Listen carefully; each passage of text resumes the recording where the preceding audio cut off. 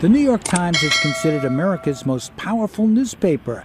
Its offices near Manhattan's Times Square projects that power for a media institution that often sets the police. What's up, everyone? I'm Joseph. Glad you're here. We aren't going to waste any time today because the information coming out right now is moving faster than the official narrative can keep up with. Before we dive into the deep end of this, do me a favor. Hit that subscribe button, turn on your notifications, and make sure to share this video because the truth is being suppressed in real time. And as we go through this, I want you to comment below. At what point does a private life become a public deception? Let's get into it. I was genuinely interested when some people who are actually in the inner circle reached out to me. They aren't just random accounts. They are people who see the transition of power and the transition of the household up close. The internet is absolutely spiraling because just when people thought the Erica-Kirk conversation couldn't get any messier, Candace Owens has gone and leaked the identity of the new man in Erica's life. And it's not just some random guy she met at a gala. Investigation and subsequent leaks have confirmed that this man is a childhood friend of her late husband, Charlie Kirk. Let that sink in for a second. We aren't even a year out from the assassination on September 10, 2025, and a childhood friend of the man who built the empire has reportedly moved into the very home Erica shared with Charlie. The timeline is what really has people's heads spinning. This relationship reportedly became public only about 5 months after Charlie's assassination. 5 months. In the world of faith-focused leadership and traditional values, that is lightning speed. But it's not just the speed. It's the fact that this individual has allegedly moved into the marital home, fundamentally altering the environment for Charlie and Erica's children. And look, we have to talk about the kids. There are deeply troubling reports that Erica is already instructing her children to refer to this new man as Daddy. If this is true, we aren't just talking about a dating scandal. We are talking about significant psychological concerns for children who are still processing the traumatic loss of their father. We are talking about children who saw the world mourn their dad, only to have him replaced in their own home before the year was even out.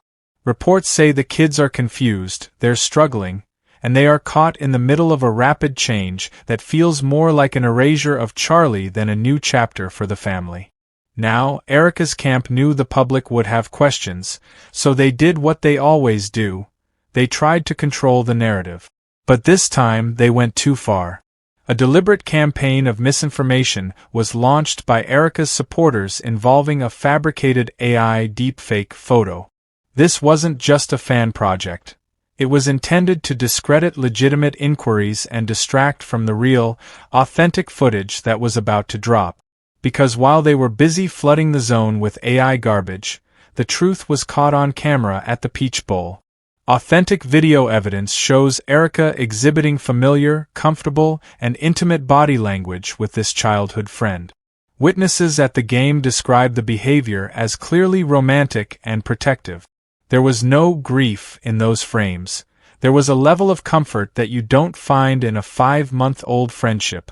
It looked like a relationship that had deep roots, which makes the timeline of Charlie's passing even more scrutinized. This follows a disturbing pattern that we've seen before. Remember Cabot Cat Phillips? Another ex-boyfriend of Erica's who, you guessed it, was a close friend of Charlie's. And what happened after Charlie's death?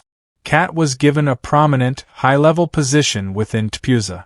It's like there's a revolving door of Charlie's friends moving into his professional and personal life, and Erica is the one holding the door open. Why is it always the friends? Why does the succession of power in both the office and the bedroom look like a strategic handoff among the inner circle? And look, we have to talk about the chaste era myth once again.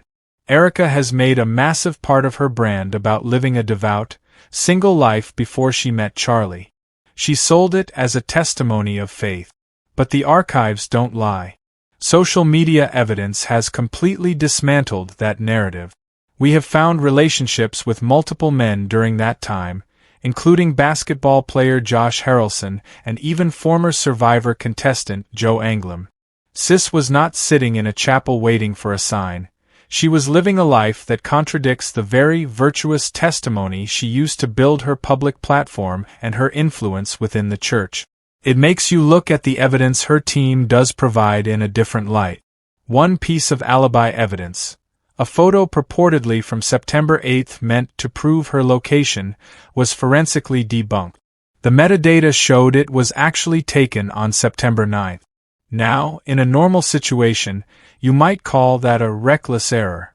But in a case involving an assassination and a high-stakes takeover, that looks like intentional deception.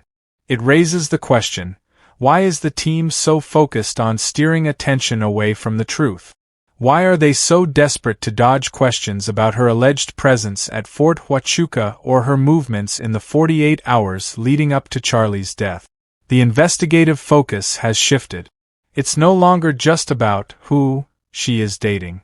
It's about analyzing a consistent pattern of behavior, strategic secrecy, manipulation of media narratives, and a willingness to obscure timelines and facts to protect the showroom image.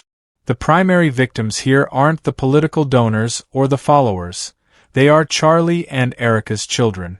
They are facing the traumatic loss of their father compounded by rapid, destabilizing changes in their home life and their relationship with their mother. They are being managed like assets in a PR campaign rather than kids who lost a hero. Erica Kirk has gone from beauty queen to faith leader to the person running a multi-million-dollar political machine, but the foundation of that rise is looking more and more like a series of mind war maneuvers. The ultimate question is no longer about a single relationship. It's about the full scope of what Erica Kirk may still be concealing regarding her past, her associations, and her conduct since assuming control of TPUSA. I told y'all, she's not grieving, she's glowing. And she's laughing all the way to the bank while Charlie's friends move into his office and his bedroom. It's a takeover hidden behind a veil of mourning, and it's happening right in front of our eyes. Again, I'm Joseph. Make sure you've hit that subscribe button, share this video with someone who needs to see the receipts, and comment below.